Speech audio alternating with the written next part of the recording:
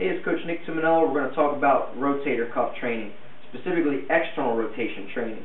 Traditionally, when people have a rotator cuff issue, they have to do some sort of external rotation. Your elbow's at 90 degrees, whether you're doing it this way or this way. Normally you're doing multiple angles. Well, this is one of the traditional exercises that I personally don't use, and I'll tell you why. You start here, basically brace a band, and externally rotate. The problem with this is not a horrible exercise, but there's a couple things that can go wrong very easily if you're not cueing your clients, and even if you are cueing them, sometimes they continue to do it. So it makes life tough for both of you. You can compensate by extending your lower back or your lumbar spine. So instead of externally rotating, if I'm limited, I go like this. And to the client, they think they're still going that way. They think they're getting full external rotation. It looks like they are, but they're not. They're just substituting. Not a good thing. Secondly, there's no way to tell if you're getting full range of motion. Even if you are maintaining this, you might only be going to here.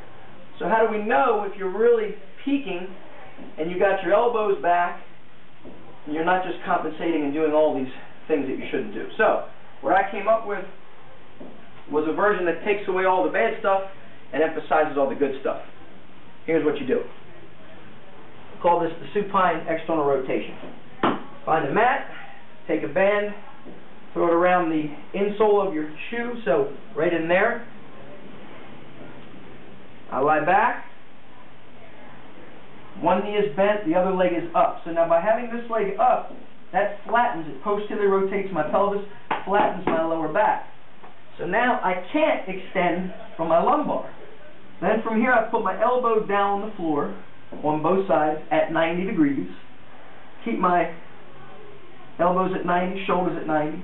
And now from here, when I externally rotate, if I don't hit the ground, I know I'm not getting full range of motion. So I want to bring my hands down and touch not my knuckles, but my wrist bone to the floor. So now I know I'm getting full range of motion.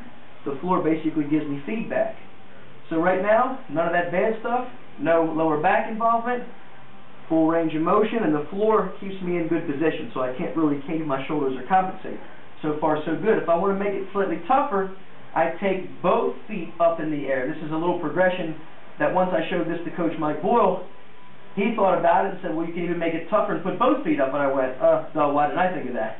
So now I even have more leverage pushing me down, which demands more thoracic extension as I go through the external rotation. So even better of an exercise. So now you have a better alternative to your rotator cuff training, and you even have basically an intermediate and an advanced level progression, and of course you can always